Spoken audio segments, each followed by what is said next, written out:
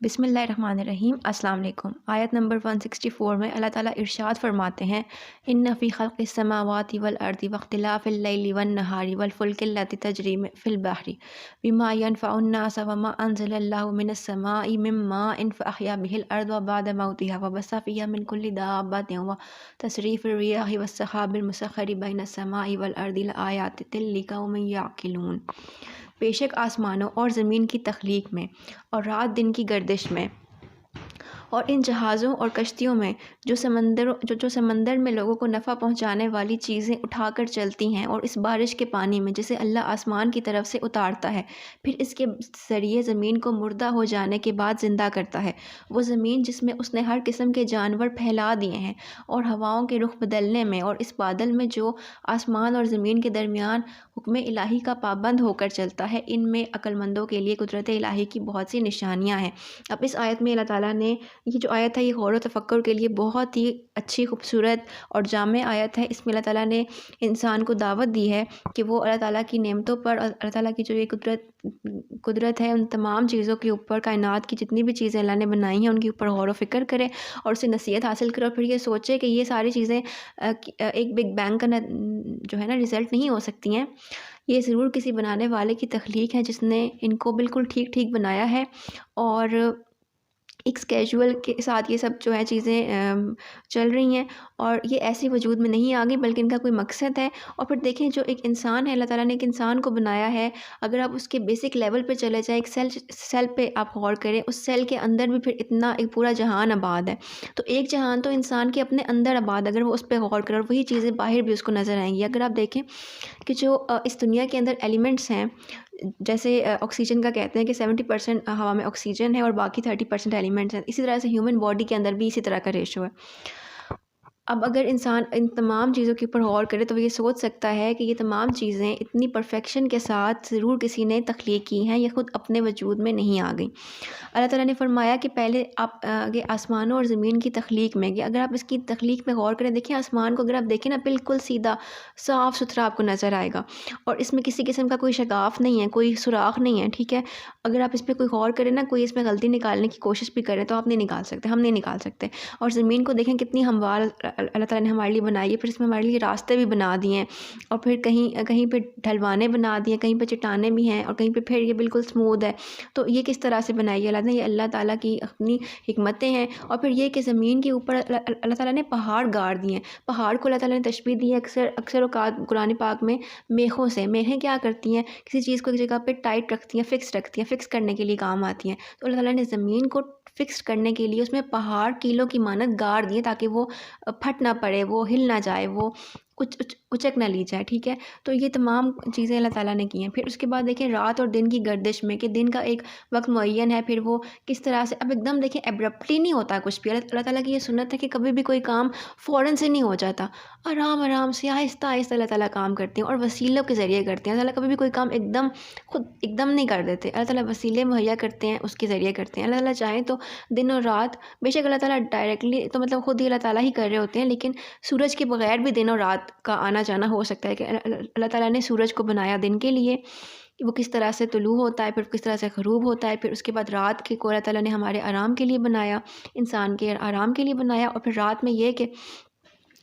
رات میں آسمان کے اوپر جو ستارے بنائے، پھر چاند بنایا، یہ سب چیزیں قدرت کی نشانیاں ہیں۔ اور دن اور رات کی گردش میں ایک اور بات یہ کہ اگر ہم یہ بات اب نوٹ کریں کہ اگر سورج کو طلوع ہونے میں صبح بالکل ایک پل کا بھی دیر ہو جائے نا، تو یہ ساری کائنات کا جو نظام ہے وہ درہم برہم ہو جائے گا۔ اور پھر یہ کہ جہازوں اور کشتیوں میں جو سمندر میں لوگوں کو نفع پہنچانے والی چیزیں اٹھا کر چلتی ہیں، یعنی کہ انسان جو رزق وغیرہ یا جو امپورٹ ایکسپورٹ کے کام کرتے ہیں کشتیوں کے ذریعے سے، تو وہ جو سمندر ہیں، اتنے بڑے بڑے سمندر ہیں، اس میں یہ سب چیزیں جب جا رہی ہوتی ہیں تو ان کی حفاظت کون کرتا ہے؟ ان کی حفاظت اللہ تعالیٰ ہی کرتے ہیں، کیونکہ وہ تمام قدرتوں کے مالک ہیں۔ پھر یہ کہ اور دیکھیں سمندر کو بھی اللہ تعالیٰ نے انسان کے تابع کیا ہوا ہے، ورنہ دیکھیں سمندر کے اندر جو مخلوقات ہیں وہ کتنی بڑی بڑی ہیں، اور ان سے کتنا مطلب ایک طرح سے انسان کو جانی خطرہ بھی ہے، لیکن اس کے باوجود وہ سمندر کے اندر ان کی ایک اپنی حد ہے، وہ باہر نہیں نکلتی اس سے، الا یہ کہ اللہ چاہے۔ اور سمندر کی بھی ایک حد ہے، اس سے وہ باہر نہیں جاتا الا یہ کہ اللہ چاہے، ٹھیک ہے۔ پھر اس کے بعد یہ کہ بارش کے پانی سے جو کیا ہوتا ہے وہ آسمان سے اترتا ہے اور زمین پہ برستا ہے۔ اب ایک تو ظاہری طور پہ بارش کا پانی ہے جو کہ آسمان سے برستا ہے اور اس سے وہ جو مردہ زمین ہے اللہ تعالیٰ اس کو زندہ کر دیتے ہیں، کہ جو بنجر زمین ہے یا جو قحط سالی ہے اس کو ختم کرتے ہیں، خشکی کو جو ہے اللہ تعالیٰ سرسبزے میں مطلب بدل دیتے ہیں، ٹھیک ہے۔ ایک اور بات بھی ہے، اب جو بارش ہے نا اس کو آپ تشبیہ دے سکتے ہیں، مطلب جو اللہ تعالیٰ کا کلام ہے جو وحی ہے وہ بھی آسمان سے اترتی ہے اور جو مردہ دل ہے اس پہ برستی ہے جب، تو وہ اس کو بھی زندہ کر دیتی ہے۔ یہ جو کلام الہی ہے نا، جب یہ مردہ دلوں پہ مردہ دلوں سنتے ہیں نا اس کو ہمارے دل، تو وہ جی اٹھتے ہیں، کیونکہ اللہ تعالیٰ نے ہمارے اندر ایک ایمٹینس رکھی ہے اپنے کلام کے لیے، اپنی یاد کے لیے، اپنی محبت کے لیے، اپنے راستے کے لیے۔ تو جب ہم اللہ تعالیٰ کا کلام سنتے ہیں تو ہمارے جو مردہ دل ہوتے ہیں وہ جی اٹھتے ہیں، ہمارا جو قلب ہے اس کے اندر خشیت الہی پیدا ہوتی ہے، اور جو دلوں کا زنگ ہے وہ اترتا ہے۔ اور پھر ارشاد فرمایا کہ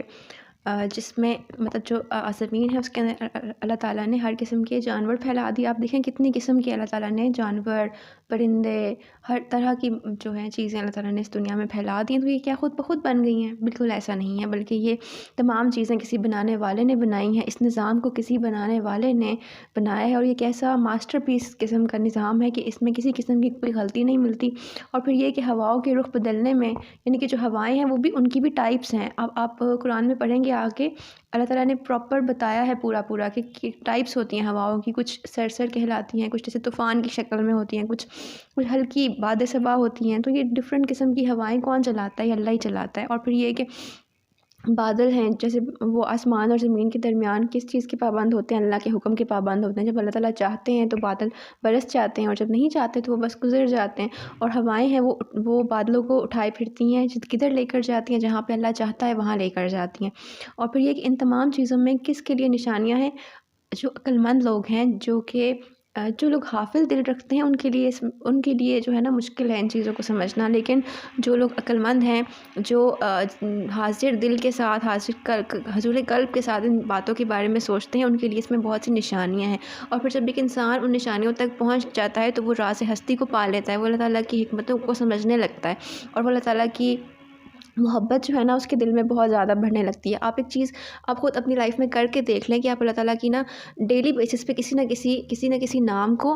آپ نے سوچنا ہے، یا آپ نے قدرت کی کسی صفت کے بارے میں، یہ جو ہمارے کائنات میں چیزیں ہمارے پاس موجود ہیں، آگے پیچھے ہمیں نظر آتی ہیں، آپ نے کسی بھی اللہ تعالیٰ کے اصول کے بارے میں سوچنا ہے۔ اس سے یہ ہوگا کہ آپ کے دل میں اللہ تعالیٰ کے لیے جو عظمت ہے اور وہ محبت ہے اس کا لیول بڑھتا جائے گا، اور پھر آپ کے اپنے اندر جو ہے نا عاجزی اور شکر بڑھتا جائے گا، آپ کی پرسنالٹی میں واضح چینجز آئیں گے، اور آپ کو وہ فیل ہوں گے، بلکہ دوسرے لوگ آپ کو بتائیں گے کہ آپ کی پرسنالٹی میں بہت پازیٹیو چینجز آ رہے ہیں۔ یہ اتنی اسٹرانگ تھیراپی، اگر آپ یہ کر کے دیکھیں نا تو آپ کو بہت زیادہ اس سے فائدہ حاصل ہوگا۔ اور پھر یہ کہ ساتھ ساتھ اللہ تعالیٰ آپ کو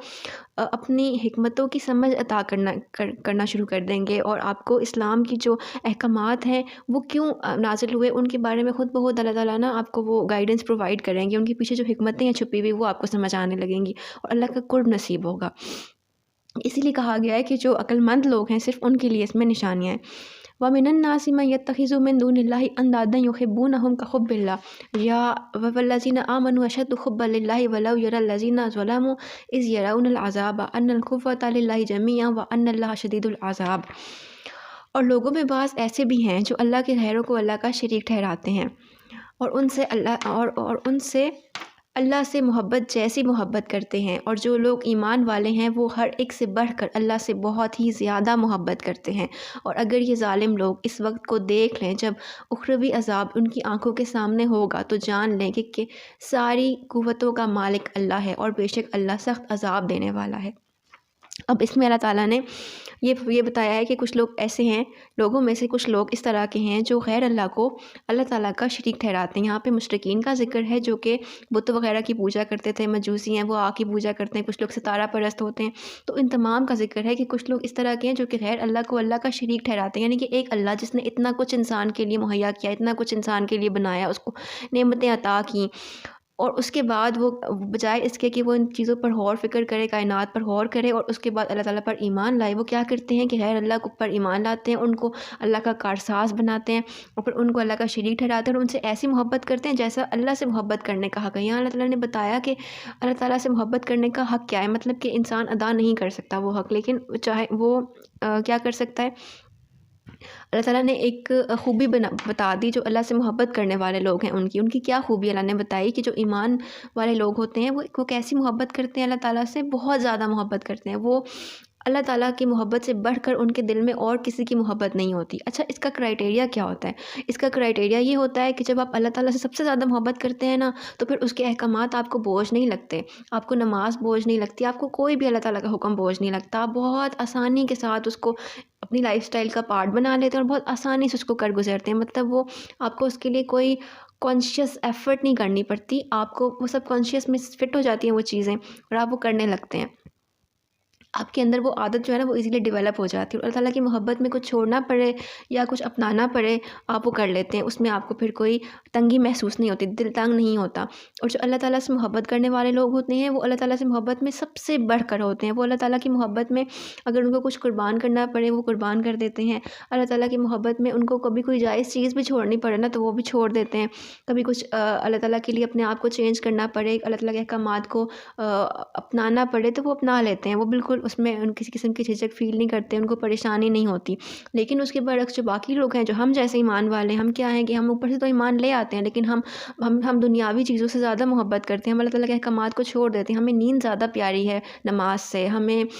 چھوٹے چھوٹے اپنے پلیئر زیادہ اچھے لگتے ہیں، ہمیں اللہ کے احکامات جو ہیں ہم ان کو پیچھے ڈال دیتے ہیں، ہمیں جب ضرورت پڑتی ہے تو ہم اللہ تعالیٰ کا نام لینے لگتے ہیں اور اس کے احکامات کو فالو کرتے ہیں جب ہم کر سکتے ہیں، جب ہمارے لیے ایزی ہوتا ہے، لیکن جب ایزی نہیں ہوتا، جب ہمارے اپنی خواہشات نفس جو ہیں وہ حاوی ہو جاتی ہیں تو ہم ان کو فالو کرتے ہیں اور ہم اللہ کے احکامات کو پیچھے چھوڑ دیتے ہیں، تو یہ تو اللہ سے محبت کرنے والی بات نہ ہوئی، یہ تو پھر غلط بات ہے نا، یہ تو پھر منافقت ہوئی۔ تو اللہ تعالیٰ کی محبت کے لیے میں انسان کو یہ چاہیے کہ آپ اپنا دل میں جھانکیں، خاموشی سے بیٹھ کر سوچیں،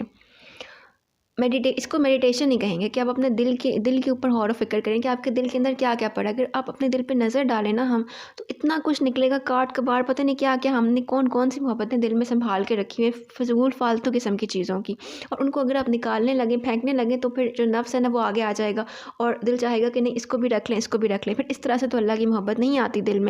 میں سے ان تمام چیزوں کو خالی کرنا پڑے گا، اس کے بعد جو ہے نا اللہ تعالیٰ کی محبت دل میں داخل ہوگی، ورنہ ایسے اتنے کچرے میں اللہ تعالیٰ کی محبت نہیں آ سکتی، پراپر دل کو صاف کرنا پڑے گا، اس قابل بنانا پڑے گا کہ وہ دل قلب سلیم بن جائے تو پھر اس میں اللہ تعالیٰ کی محبت داخل ہوگی، پھر اس میں اللہ تعالیٰ جو ہے نا وہ اللہ تعالیٰ کی محبت جو ہے وہ جلوہ گر ہوگی۔ اور پھر اللہ تعالیٰ نے یہ بھی بتایا کہ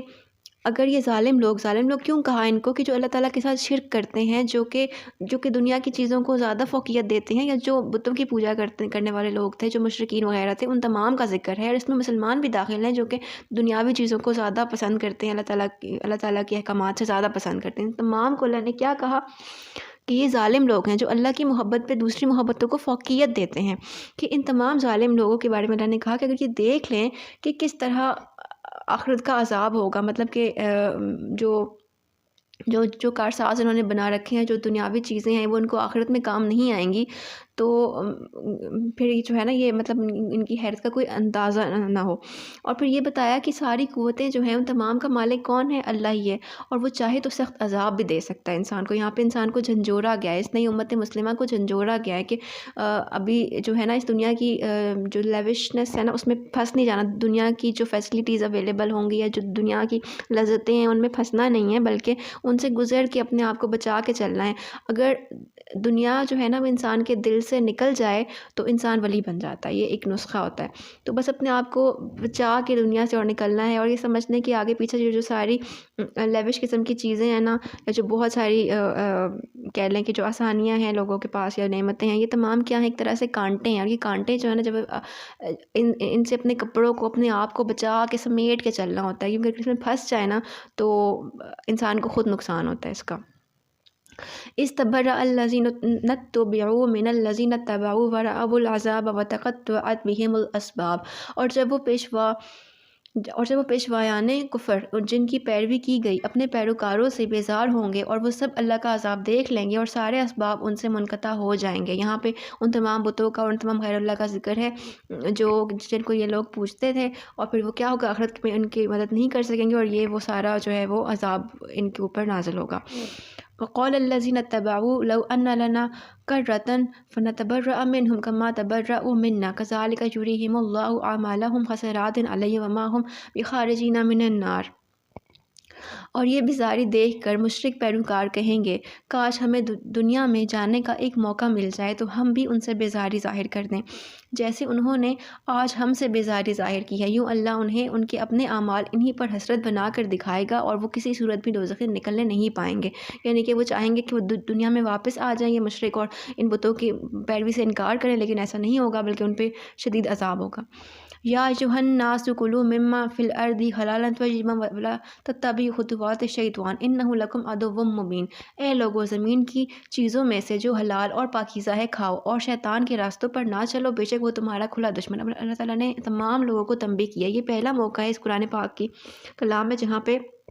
اللہ تعالیٰ نے تمام بنی نوع انسان کو مخاطب کیا ہے اور پھر یہ کہا ہے کہ میری پاکیزہ چیزوں میں سے، حلال چیزوں میں سے کھاؤ۔ تو اچھا، حلال اور حرام کیا ہوتا ہے؟ جو اللہ تعالیٰ نے انسان کے لیے جائز قرار دے دیا اس کو حلال کہیں گے، اور جو اللہ تعالیٰ نے جس چیز پہ پابندی لگا دی جو ناجائز ہے اس کو حرام کہیں گے۔ ٹھیک ہے، اللہ تعالیٰ نے کچھ ڈوز اینڈ ڈونٹس، کچھ چیزیں بتا دی انسان کو اور کہا ہے کہ جو حلال ہے اس میں سے کھاؤ اور جو حرام ہے اس کی طرف مت دیکھو، اور پھر یہ کہ شیطان کے راستوں پر نہ چلو، کیونکہ جو شیطان ہے وہ انسان کا کھلا دشمن ہے، وہ انسان کو ہمیشہ بھٹکاتا ہے، اس کو ہدایت کے راستے سے ہٹاتا ہے، کیونکہ وہ یہی چاہتا ہے کہ انسان کبھی بھی جنتوں والے جو باغات ہیں ان کا کبھی بھی ان کا وارث نہ بن سکے، بلکہ وہ میرے ساتھ جہنم میں ہی داخل ہو، کیونکہ اس کو خود پتہ ہے کہ اس نے خود تو جہنم میں جانا ہے، لیکن وہ چاہتے ہیں کہ ساتھ میں انسانوں کو بھی لے کر جائے۔ تو وہ انسان کو برے برے راستے دکھاتا ہے، بری بری چیزیں دکھاتا ہے، اور جو شیطان کے قدم ہے نا، جن کو خطوات شیطان کہا گیا ہے قرآن پاک میں، وہ شیطان کے جو قدم ہے، جو اس کا راستہ ہے، یا جو اس کے خط کیا کہتے ہیں، خطوط کس کو کہتے ہیں، خطوات کیا ہوتا ہے، فٹ پرنٹس کو کہتے ہیں، کہ جو شیطان کے فٹ پرنٹس ہیں نا اس پہ مت چلو، اس کی طرف مت دیکھو۔ تھوڑی سی بھی اگر آپ ہم سے برائی ہو جائے نا تو اس پہ فوراً سے اگر آپ کو ریئلائز ہو جائے تو اس کو توبہ کر لینی چاہیے، تو اللہ تعالیٰ بچا لیتے ہیں انسان کو اور دل پہ سے جو وہ سیاہی ہے وہ ہٹ جاتی ہے۔ لیکن اگر انسان اس راستے پر قائم رہے اور وہ کرتا چلا جائے تو وہ سیاہی پورے دل پر چھا جاتی ہے اور انسان شیطان کا ساتھی بن جاتا ہے۔ تو ان چیزوں سے بچنا چاہیے، اپنے آپ کو اپنا محاسبہ کرنا چاہیے، اور اللہ تعالیٰ نے انسان کو صاف صاف بتا دیا کہ وہ تو تمہارا کھلا دشمن ہے، یعنی کہ اس نے تو اعلان کیا تھا نا روزے شروع میں کہ میں تو ہوں ہی انسان کا دشمن، تو وہ تو تمہیں بھٹکائے گا، تو تم نے خود اپنے آپ کو بچانا ہے ان چیزوں سے۔ وہ شیطان کیا کرتا ہے، ہر راستے سے آتا ہے، وہ دیکھ لیتا ہے انسان کی کمزوریاں، اس کے ویک پوائنٹس، اور پھر ان پہ حاوی ہو جاتا ہے، ان پہ حملہ کرتا ہے۔ کچھ لوگ بہت جلدی مایوس ہو جاتے ہیں، تو شیطان کا ایک کام یہ کہ وہ انسان کو مایوس کرتا رہتا ہے، کبھی فائنینشیل کرائسس سے اس کو خدشات دلاتا ہے، اس سے مایوسیاں دیتا ہے، کبھی دکھاتا ہے کہ اپنے سے بڑے لوگوں کو دکھاتا ہے کہ دیکھو ان لوگوں کے پاس یہ بلیسنگس ہیں، تمہارے پاس یہ بلیسنگس نہیں ہیں، اس کو ایسا فیل کرواتا ہے، بہت برا فیل کرواتا ہے، اس کو ڈپریشن میں ڈال دیتا ہے۔ یہ بھی اس کی چال ہوتی ہے تاکہ انسان کیا کرے، اللہ تعالیٰ کا ناشکرا بن جائے، کیونکہ شیطان خود بھی اللہ کا ناشکرا تھا، تو وہ چاہتا ہے کہ انسان بھی بن جائے ناشکرا۔ اللہ تعالیٰ کو ناشکری اتنی سخت ناپسند ہے، اللہ تعالیٰ کو یہ بالکل پسند نہیں، اور اللہ تعالیٰ کا خاص غضب ہوتا ہے ایسے لوگوں پہ جو بہت ناشکرے ہوتے ہیں۔ ہمیں جو نعمتیں اللہ تعالیٰ نے عطا کی ہیں نا، اللہ کو بہتر پتہ ہے کہ کس انسان کو کب کیا دینا ہے، کب کیا نہیں دینا۔ ہاں، ہم انسان ہیں، ہم کمزور ہیں، ہم اکثر مایوس بھی ہو جاتے ہیں، ہم لو بھی فیل کرتے ہیں، لیکن اس کا مطلب یہ نہیں ہے کہ ہم بالکل ہی ڈھہ جائیں اور آزمائشوں کے آگے گھٹنے ٹیک دیں، یا ہم بالکل ہی پریشان ہو کے مایوس ہو کے بیٹھ جائیں اور شیطان جس راستے پر ہمیں لگایا ہم اس پر لگ جائیں۔ ایسا نہیں کرنا ہوتا۔ کچھ مومنٹس ہوتے ہیں ہر انسان کی زندگی میں جو بہت زیادہ انسان کے اوپر مطلب انسان لو فیل کرتا ہے، وہ ہر انسان کرتا ہے، وہ ایک انسان کی سائیکالوجی اللہ نے بنائی، اس کو بنایا ہی کمزور ہے، میں اس کی بات نہیں کر رہی ہوں۔ لیکن ہر وقت مایوس رہنا، ہر وقت ڈپریشن کا شکار رہنا، یا ہر وقت فیوچر کے اندیشوں میں پریشان رہنا، خدشات میں پریشان رہنا، یہ بہت غلط بات ہے۔ اس سے انسان کو کیا ہوتا ہے، انسان اللہ کا ناشکرا بننے لگتا ہے، اس کے پاس جو نعمتیں ہیں نا وہ بہت کم دکھائی دینے لگتی ہیں۔ اگر آپ کے پاس جو نعمتیں موجود ہیں نا ان پر ہی آپ اللہ تعالیٰ کا شکر ادا کرتے رہیں اور دل سے کرتے رہیں اور بار بار کرتے رہیں، پورے دن میں کئی مرتبہ کریں، تو اللہ تعالیٰ ان نعمتوں کو بڑھا دیں گے، اور پھر شیطان کا یہ وار آپ پر نہیں چل سکے گا، پھر وہ کسی اور راستے سے بھی آئے گا۔ لیکن اگر آپ انسان جو ہے نا عقل کے ساتھ کھلی آنکھوں سے، دل کی آنکھ جب کھل جاتی ہے نا، وہ کھلی آنکھ سے ان چیزوں کو دیکھنا شروع کرے، ان چیزوں کو محسوس کرے، تو وہ آسانی سے شیطان کا مقابلہ کر سکتا ہے۔ اور پھر یہ کہ ایک وقت آتا ہے کہ جب انسان بھی کمزور ہوتا ہے، تو اس وقت کیا کرنا چاہیے؟ اللہ تعالیٰ سے مدد مانگنی چاہیے، اللہ تعالیٰ سے یہ دعا کرنی چاہیے کہ وہ کبھی بھی شیطان کے حوالے نہ کرے، نفس کے حوالے نہ کرے، بلکہ اللہ تعالیٰ خود انسان کو بچا لیں، اس کی پناہ مانگنی چاہیے۔ تو ان سب تو یہاں پہ اسی چیز کا ذکر ہے۔ آگے فرمایا انما یامرکم بالسوء والفحشاء وان تقولوا علی اللہ ما لا تعلمون، وہ تمہیں بدی اور بے حیائی کا ہی حکم دیتا ہے، اور یہ بھی کہ تم اللہ کی نسبت وہ کچھ کہو جس کا تمہیں خود علم نہ ہو۔ یہ میں نے ابھی جو بات کہی ہے اسی کا آگے ذکر ہے کہ وہ انسان کو ہمیشہ برائی اور بے حیائی کا حکم دیتا ہے۔ اب دو چیزیں بتائی گئی، ایک تو بدی یعنی کہ برائی، برے کاموں کا، اور دوسرا کیا؟ بے حیائی، یعنی کہ جتنے بھی بے حیائی کے کام ہوں گے نا اس کی طرف حکم دیتا ہے کہ تم یہ کام تم کر لو۔ بہت ہی نا اس کو پلیئر اس کے دل میں ڈال دیتا ہے کہ اسی سے تمہیں پلیئر مل جائے گا، چھوٹی سی کوئی کام کرنے سے کوئی بھی وہ برائی ہو سکتی ہے، کچھ بھی کوئی بھی گناہ ہو سکتا ہے، ٹھیک ہے۔ تو انسان کو بہت بھی اویئر رہنا چاہیے، کیونکہ اگر ایک دفعہ تھوڑی سی اب انسان برائی کے اندر انڈلج ہو جائے نا، پھر اس کا چسکا پڑ جاتا ہے، پھر وہ انسان روز روز کرنے لگتا ہے، اور پھر ایک وقت آتا ہے کہ دل پہ ٹوٹل سیاہی چھا جاتی ہے، پھر مشکل ہو جاتا ہے، جتنا زیادہ دور جاتا ہے انسان، پھر واپس پلٹنا میں دیر لگتی ہے اور مشکل بھی لگتا ہے۔ تو اس سے اچھی بات ہے کہ آپ اس کی طرف جائیں نا، دیکھیں نا، جو راستہ ہے ہی آپ کے دشمن کا، جس پہ وہ گھات لگائے بیٹھا ہے، اس راستے کی طرف انسان دیکھے بھی کیوں؟ وہ کیوں نہ اپنے رحمان رب کی طرف دیکھتا رہے اور اس سے لو لگا کے رکھے اور اس کے راستے پر رہے، تبھی تو اس کو کامیابیاں میسر ہوں گی، تبھی اسے ہدایت میسر ہوگی۔ تو یہاں پہ اس چیز کا ذکر ہے۔ آگے پھر یہ بھی کہا کہ وہ تم سے وہ کہلوانا چاہتا ہے کہ جو اللہ کی نسبت تم کہو کہ جس کا تمہیں علم بھی نہ ہو، یعنی کہ تم ناشکری اس کی کرتے رہو، تم مایوس ہو جاؤ، تم اس کے بارے میں، اللہ کے بارے میں بری باتیں بولو، اس کے علاوہ یہ کہ اللہ کا شریک ٹھہراؤ اور چیزوں کو، تو اللہ وہ یہ سب کچھ چاہتا ہے تم سے کروانا، برے کام کروانا اور اللہ کی نسبت بری باتیں بلوانا، اور یہ ہے کہ اتنا رحمان رب کے جو ہے نا تم سے ناشکری کروانا چاہتا ہے، اور تمہیں اس کا علم بھی نہیں کہ وہ اللہ تم پر کتنا مہربان ہے، کہ وہ تمہارے معاملات کس طرح سے سلجھاتا ہے، تم پر کتنی مرتبہ بلائیں آنے والی ہوتی ہیں، وہ آنے والی مصیبتوں کو آنے سے پہلے ہی ہٹا دیتا ہے، اور کتنی مرتبہ تمہیں پتہ ہی نہیں ہوتا کہ کچھ بلائیں تم پر آ بھی جاتی ہیں، لیکن اس سے وہ تمہیں بڑی بلاؤں سے، مصیبتوں سے بچانا چاہ رہا ہوتا ہے، اور کبھی تمہیں تمہارے گناہ مٹانا چاہ رہا ہوتا ہے، اور کبھی کچھ بلائیں بھیج کر، کچھ مصیبتیں بھیج کر تمہیں کچھ مصیبتوں میں سے نکالنا چاہ رہا ہوتا ہے۔ وہ تمہارے لیے کیسے کیسے راستے نکالتا ہے اور تمہیں پتہ بھی نہیں ہے، تمہیں اندازہ بھی نہیں ہے اس چیز کا۔ تمہیں اندازہ ہو جائے تو تم اس کا شکر ادا کرتے ہی نہ تھکو۔ تو پھر کیوں نہ انسان ایسا کرے کہ بس ہر وقت اللہ تعالیٰ کا شکر ہی ادا کرتا رہے، اسی سے محبت کرتا رہے جو اس کا حقدار ہے، جو تمہارے دل کا حقدار ہے، جو اصل محبت کا حقدار ہے۔ تو پھر اس سے کیا ہوگا؟ اللہ تعالیٰ کی محبت بھی ملے گی، قرب بھی ملے گا، ہدایت بھی ملے گی، کامیابی بھی ملے گی، دنیا میں بھی ملے گی، آخرت میں بھی ملے گی، ٹھیک ہے۔ تو اب آگے ارشاد فرمایا وَإِذَا قِيلَ لَهُمُ اتَّبِعُوا مَا أَنزَلَ اللَّهُ قَالُوا بَلْ نَتَّبِعُ مَا أَلْفَيْنَا عَلَيْهِ آبَاءَنَا أَوَلَوْ كَانَ آبَاؤُهُمْ لَا يَعْقِلُونَ شَيْئًا وَلَا يَهْتَدُونَ۔ اور جب ان کافروں سے کہا جاتا ہے کہ جو اللہ نے نازل فرمایا ہے اس کی پیروی کرو، تو کہتے ہیں نہیں، بلکہ ہم تو اسی روش پر چلیں گے جس پر ہم نے اپنے باپ دادا کو پایا ہے، اگرچہ ان کے باپ دادا نہ کچھ عقل رکھتے ہیں اور نہ ہی ہدایت پر ہیں۔ یہ جو کفار مکہ تھے یا جتنی پچھلی قومیں تھیں، یہ تمام کیا کہتی تھی کہ ہم نے اپنے باپ دادا کو جن چیزوں پر پایا ہے ہم وہی کام ہم نے بھی کرنا ہے، ہم نے اسلام کو قبول نہیں کرنا۔ تو یہاں پر اس چیز کا تذکرہ ہے۔ آگے فرمایا وَمَثَلُ الَّذِينَ كَفَرُوا كَمَثَلِ الَّذِي يَنْعِقُ بِمَا لَا يَسْمَعُ إِلَّا دُعَاءً وَنِدَاءً صُمٌّ بُكْمٌ عُمْيٌ فَهُمْ لَا يَعْقِلُونَ۔ اور ان کافروں کو ہدایت کی طرف بلانے کی مثال اس ایسے شخص کی سی ہے جو کسی ایسے جانور کو پکارے جو سوائے پکار اور آواز کے کچھ نہیں سنتا۔ یہ لوگ بہرے، گونگے، اندھے ہیں، سو انہیں کوئی سمجھ نہیں۔ اب اللہ تعالیٰ نے کہا کہ جو کافر ہیں نا، ان کو ہدایت کے لیے بلانے کی مثال ایسے بندے کی ہے کہ جانور کو آپ بلاتے رہے نا، جتنا مرضی پکاریں، انسان کی بولی نہیں سمجھتا، وہ اس کو نہیں سمجھ آئے گی، وہ اپنے جیسے گدھا ہے، اس کو آپ بلاتے رہے، وہ اس نے کو سننا ہے آپ کی بات کو نہیں، اس نے کان بھی نہیں دھرنا، وہ اپنا اگر سو رہا ہے تو سو رہا ہے، اگر وہ کہیں چل رہا ہے تو وہ چل رہا ہے، اس نے آپ کی بات کی طرف دھیان ہی نہیں دینا، ٹھیک ہے، کیونکہ اس کو سمجھ ہی نہیں آنی نا، اس کو کیا پتہ انسان کیا کہہ رہا ہے، ٹھیک ہے۔ تو اللہ تعالیٰ نے ایک جانور سے تشبیہ دے دی ایسے انسان کو کہ پھر وہ بندہ اشرف المخلوقات نہیں ہے، وہ اس کی مثال جانور ہی ہے کہ جو اللہ تعالیٰ کے احکامات کو نہیں سمجھتا، ہدایت کی طرف آتا نہیں ہے، اللہ تعالیٰ کے پر ایمان نہیں لاتا۔ تو اور پھر کیا اللہ تعالیٰ نے کہا کہ ایسے لوگ کون ہیں؟ وہ بہرے بھی ہیں، گونگے بھی ہیں، اندھے بھی ہیں، تو انہیں کوئی سمجھ ہی نہیں آتی، یعنی کہ ان کی تو سینسز کام نہیں کرتی، یعنی کہ وہ بہرے کس چیز سے ہیں؟ اللہ تعالیٰ کے کلام کو سننے سے، اسے ہدایت حاصل کرنے سے۔ پھر گونگے کس بات سے ہیں؟ کہ وہ حق کو پہچانتے نہیں اور حق کے بارے میں بولتے نہیں ہیں، حق پر ایمان نہیں لاتے، اور اندھے کیوں ہیں کہ ان کو دکھائی نہیں دیتا اتنی کھلی نشانیاں، اتنے کھلے معجزے جو انبیاء لے کر آئے وہ ان کو دکھائی نہیں دیتے، کائنات کی اتنی ساری چیزیں اللہ نے بنائی ہیں اس میں ان کو اللہ تعالیٰ کی کوئی نشانی نظر نہیں آتی، تو پھر وہ اندھے ہی ہوئے۔ تو یہاں پر اس چیز کا ذکر ہے۔ پھر ہمیں کیا چاہیے کہ ہمیں یہ چاہیے کہ ہم اپنے آپ کو ان لوگوں سے ڈسٹنگوش کریں۔ کس طرح سے کر سکتے ہیں ہم یہ کر سکتے ہیں کہ ہم اللہ تعالیٰ کی ہدایت پر عمل کریں، ہدایت کو پہچانیں، ہدایت کو مانگیں، اللہ تعالیٰ سے بار بار ہدایت کو مانگیں، دل سے مانگیں، اللہ تعالیٰ سے پناہ مانگیں، اللہ تعالیٰ کی پناہ مانگیں شیطان سے، مطلب شیطان سے جو ہے نا، اور اس کے وسوسوں سے اور نفس سے، ان تمام چیزوں سے نا اللہ تعالیٰ سے کہیں کہ ہمیں وہ بچا لیں ان تمام چیزوں سے۔ اور پھر یہ کہ اللہ تعالیٰ کی جو ہے نا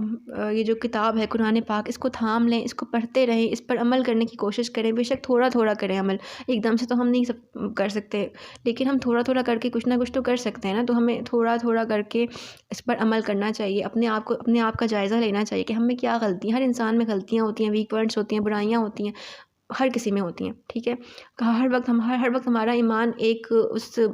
اپر لیول پہ اب نہیں رہتا، ہمارا ایمان کبھی کبھی ڈگمگا جاتا ہے، بہت نیچے بھی آ جاتا ہے، لو بھی فیل کرتے ہیں ہم، لیکن ہمیں کیا کرنا چاہیے؟ قرآن پڑھنا چاہیے، اس سے ایمان کا جو لیول ہے وہ بہتر ہو جاتا ہے، اور اللہ تعالیٰ کے راستے کو نہیں چھوڑنا چاہیے۔ یا ایھا الذین آمنوا کلوا من طیبات ما رزقناکم واشکروا للہ ان کنتم ایاہ تعبدون۔ اب اللہ تعالیٰ نے مسلمانوں سے فرمایا کہ اے ایمان والو، ان پاکیزہ چیزوں میں سے کھاؤ جو ہم نے تمہیں عطا کی ہیں، اور اللہ کا شکر ادا کرو اگر تم صرف اس کی بندگی بجا لاتے ہو۔ یعنی کہ اب ایمان والوں سے کہا کہ جتنی بھی پاکیزہ چیزیں میں نے تمہیں عطا کی ہیں نا، ان میں سے تم کھاؤ، تمہیں کوئی روک ٹوک نہیں ہے، یعنی کہ تم برائی کی طرف مت جانا، بری چیزوں کی طرف مت جانا، کیونکہ اچھی چیزیں میں نے تمہارے لیے بہت ساری بنائی ہیں۔ اب دیکھیں، ہم اگر یہ سوچیں، ہم اکثر کہتے ہیں نا کہ فلاں چیز حرام ہے، وہ اس طرف نہیں جانا، یہ نہیں کرنا، وہ نہیں کرنا، تو دل میں تنگی سی آ جاتی ہے کہ یہ اسلام میں کیوں حرام کر دیا۔ تو انسان یہ سوچ لے کہ اگر اللہ نے حرام کر بھی دیے کچھ چیزیں، تو اتنی ساری چیزیں حلال بھی تو ہیں، کتنی ساری پاکیزہ چیزیں کھانے کی۔ میں اکثر یہ سوچتی ہوں کہ جیسے فار ایگزامپل اگر ہمیں کچھ چیزوں پہ شک ہوتا ہے نا کہ یہ چیز کھانے کی حرام ہے، لیکن کچھ لوگ جو ہیں وہ اس میں رہ نہیں سکتے، وہ چیز وہ کھا لیتے ہیں،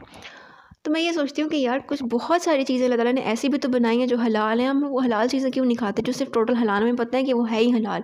تو انسان کو چاہیے کہ صرف پاکیزہ اور اچھی چیزوں میں سے کھائے، اور اس کے علاوہ یہ کہ جیسے جو مال ہوتا ہے جس میں سود کی آمیزش ہوتی ہے، ایسے مال میں سے کھانا، ایسے رشتہ دار یا ایسے لوگوں کے گھر سے کھانا جن کے گھر میں سود کی کمائی آتی ہو، یہ بھی حرام ہوتا ہے، ٹھیک ہے۔ اور اس کے علاوہ یہ کہ کسی بھی طریقے سے حرام کی کمائی کھانا یا حرام کی کمائی سے آپ صدقہ کرتے ہیں تو یہ زیادہ بڑا گناہ کبیرہ ہوتا ہے، تو ان تمام چیزوں سے بچنا چاہیے۔ پھر یہ کہ اگر آپ کو پتہ ہو، جیسے فار ایگزامپل اکثر ٹھیلے وغیرہ لگے ہوتے ہیں، اکثر اس طرح کی چھوٹی چھوٹی شاپس بنی ہوئی ہوتی ہیں جہاں پہ کچھ میٹ آئٹمس مل رہے ہوتے ہیں، اور وہ پتہ ہوتا ہے کہ وہ بہت سستا میٹ لیا ہوا ہے، اور وہ نہیں پتہ کہ وہ میٹ ہے کس چیز کا، تو ایسی جگہوں پر سے نہیں کھانا چاہیے جہاں پہ آپ کو شک ہو۔ اسی طرح سے جو شرمس اور پرانز ہوتے ہیں، ان میں کچھ علماء کا اختلاف ہے، ان کو شک ہے کہ یہ حلال ہیں یا نہیں ہیں، ویسے تو یہ حلال ہیں، لیکن کچھ علماء کا اس پہ شک ہے کہ اس میں سے کچھ آرگنز ہٹا دیں تب وہ حلال ہوتے ہیں، ورنہ وہ حلال نہیں ہیں۔ تو ان سب جو شک و شبہ والی چیزیں ان سے بچنا چاہیے۔ جیسے حضرت عمر فاروق رضی اللہ عنہ کا قول ہے کہ میں نے ایک شک والی چیز کے پیچھے 70 حلال ترک کر دیا۔ تو ان لوگوں کا تو ایسا ایمان تھا، اور ہمارا کیسا ایمان ہے، ہمیں تو پتہ بھی ہوگا نا کہ یہ چیز حرام ہے یا پتہ نہیں صحیح مل رہی بھی ہے یا نہیں، ہم نے کھانی ہوئی ہوتی ہے۔ ہمارے نفس اتنے بڑے ہو چکے ہیں نا، اتنے نفس ہمارا بن چکے ہیں کہ ہم ان سے مقابلہ ہی نہیں کر سکتے، ہم کیا اللہ تعالیٰ کے راستے پہ چلیں گے۔ خیر، اچھا، ابھی اللہ تعالیٰ نے کہا کہ جو میری پاکیزہ عطا کی ہوئی چیزیں ہیں ان میں سے کھاؤ، اور پھر شکر بھی ادا کرو۔ یہ شکر کتنا ضروری ہے، کیونکہ جتنا آپ شکر ادا کریں گے اتنی ہی نعمتوں میں اضافہ کر دے گا، اور پھر یہ کہ اسی کی بندگی کرتے رہو۔ پھر اللہ نے کہا انما حرم علیکم المیتۃ والدم ولحم الخنزیر وما اہل به لغیر اللہ فمن اضطر غیر باغ ولا عاد فلا اثم علیہ ان اللہ غفور رحیم۔ اس نے تم پر صرف مردار اور خون اور سور کا گوشت اور وہ جانور جس پر ذبح کے وقت غیر اللہ کا نام پکارا گیا ہو حرام کیا ہے۔ پھر جو شخص سخت مجبور ہو جائے، نہ تو نافرمانی کرنے والا ہو اور نہ حد سے بڑھنے والا، تو اس پر زندگی بچانے کی حد تک کھا لینے میں کوئی گناہ نہیں ہے، بے شک اللہ نہایت بخشنے والا مہربان ہے۔ اب یہاں پہ اللہ تعالیٰ نے پوری حرمت بیان کر دیا کہ کیا چیز حلال ہے کیا حرام ہے، یعنی کہ جو مردار گوشت ہے، جو کہ ڈیڈ جانور ہوتا ہے، جو کہ کسی فار ایگزامپل آپ نے کوئی جانور ہے جو کہ جس کو کوئی بیماری لگ گئی ہے اور وہ مر چکا ہے، ذبح سے پہلے مر گیا ہے نا تو پھر وہ حرام ہے، اگر اس کو ذبح کر لیا، لیکن اگر بیماری ہے نا اس کو تو پھر نہیں کھانا چاہیے۔ اور دوسرا یہ کہ اگر کوئی کسی جانور پہ کوئی چیز گری ہے اور وہ مر گیا ہے، کسی کو کوئی چیز، کسی کا ایکسیڈنٹ ہوا ہے کسی جانور کا، وہ مر گیا، ٹھیک ہے، تو وہ حرام ہے۔ اسی طرح سے کوئی جانور ہے جس کو جو جانوروں کی لڑائی ہو جاتی ہے جیسے، یا کوئی کسی کو چیر پھاڑ دیتا ہے کوئی بڑا درندہ، تو وہ بھی حرام ہو جاتا ہے، تو وہ نہیں کھانا چاہیے۔ اس طرح خون جو ہے نا جانور کا، اس کو اسی طرح دھو کے اس کے بعد میٹ کو یوز کرنا چاہیے، خون بھی حرام ہوتا ہے۔ لیکن اگر یہ ہے کہ اگر کسی جانور کو آپ پہلے ذبح کر لیتے ہیں اللہ کا نام لے کر، تو اللہ کا نام لے کر ذبح کرنا اور جو پراپر اس کے مستحبات ہیں ان کو فالو کرنا بہت زیادہ ضروری ہے۔ اسی طرح سے جب آپ چکن کی شاپ پہ جاتے ہیں، کسی بھی میٹ شاپ پر جاتے ہیں، تو پراپر تسلی کر لیں کہ جو چکن وہاں پہ ذبح ہو رہا ہے وہ پراپر انہوں نے تکبیرات کہی ہیں، اس کے بعد اس کو ذبح کیا گیا، تبھی وہ حلال ہوگا۔ اور اس میں یہ ہے کہ جو میٹ شاپس ہوتی ہیں، جو چکن والی شاپس ہوتی ہیں، ان کا یہ ہوتا ہے کہ جن لوگوں نے پراپر پورا دن کرنا ہوتا ہے نا ذبح، ان کا یہ ہوتا ہے کہ صبح کام شروع کرتے وقت اگر وہ پہلی دفعہ کر لیں تو ایک دفعہ بھی کر لیں تو ان کو وہ کافی ہوتا ہے، اور اس سے وہ پھر زیادہ کر سکتے ہیں۔ لیکن اچھا ہے کہ اگر آپ ایک دفعہ اپنے سامنے تکبیرات کہلوا لیں اپنی تسلی کے لیے، تاکہ آپ کو پتہ ہو کہ جو چیز آپ کھا رہے ہیں وہ حلال ہے۔ اسی طرح سے اللہ نے کہا کہ سور کا گوشت ہو گیا، اور جو باقی جانور جن کو حدیث سے پتہ چلتا ہے، وہ تمام جانور جو ہیں بیچ میں کچھ حرام ہیں، اور وہ تمام جانور جن کے خیر اللہ کا نام لیا گیا ہے، جو کہ خیر اللہ کے نام پر ذبح کیے جاتے تھے، بت وغیرہ کے نام پر، یا اگر کسی انسان کے بھی نام پر ذبح ہوتے ہیں نا، جیسے اللہ تعالیٰ کے علاوہ کسی بھی چیز، کسی بھی اور ہستی کے نام پر ذبح کر دی ہیں، وہ حرام ہے۔ اب اس میں ایک اور بات یہ ہے کہ جیسے لوگ نظر نیاز کرتے ہیں کسی بزرگ، کسی ولی کے مزار پر جیسے کوئی چیز وغیرہ چڑھاتے ہیں، تو وہ حرام اس طرح سے نہیں ہے۔ وہ یہ ہے کہ جب آپ کوئی جانور کسی مزار پر دیتے ہیں نا، تو وہ آپ کیا کر رہے ہوتے ہیں، آپ کی نیت یہ ہوتی ہے کہ وہ آپ ذبح اللہ تعالیٰ کے نام پر ہی کر رہے ہوتے ہیں، لیکن آپ یہ دعا کرتے ہیں کہ یا اللہ، یہ جو میں نے ابھی جانور ذبح کیا ہے یا جو قربان کیا ہے، اس کا جو ثواب ہے وہ اس صاحب مزار کو پہنچے، تو وہ حلال ہوتا ہے، وہ حرام نہیں ہوتا۔ ان دو چیزوں کو مکس نہیں کرنا، بلکہ ان کے فرق کو سمجھنا ہے، ٹھیک ہے، تو وہ چیز حلال ہوتی ہے۔ پھر آگے یہ کہ اللہ نے کہا کہ یہ تمام چیزیں تو حرام ہیں، لیکن اگر کوئی بندہ بہت ہی مجبور ہے نا، اس کو بہت ہی زیادہ بھوک لگ رہی ہے، ٹھیک ہے، اور وہ نافرمانی بھی نہیں کرنے والا، تو پھر وہ تھوڑا سا جس سے اس کی جان بچ جائے، یہ نہیں کہ جس سے اس کا پیٹ بھر جائے، پیٹ بھرنے میں اور جان بچنے میں بہت زیادہ فرق ہے، ٹھیک ہے، جتنے میں اس کی جان بچ جائے اتنا وہ کھا سکتا ہے، ٹھیک ہے، اور پھر اس پہ کوئی گناہ نہیں ہے۔ اور پھر اللہ نے کہا کہ اللہ تعالیٰ تو بہت بخشنے والا بھی اور مہربان بھی ہے۔ تو آگے فرمایا، بلکہ آج تک کے لیے اتنا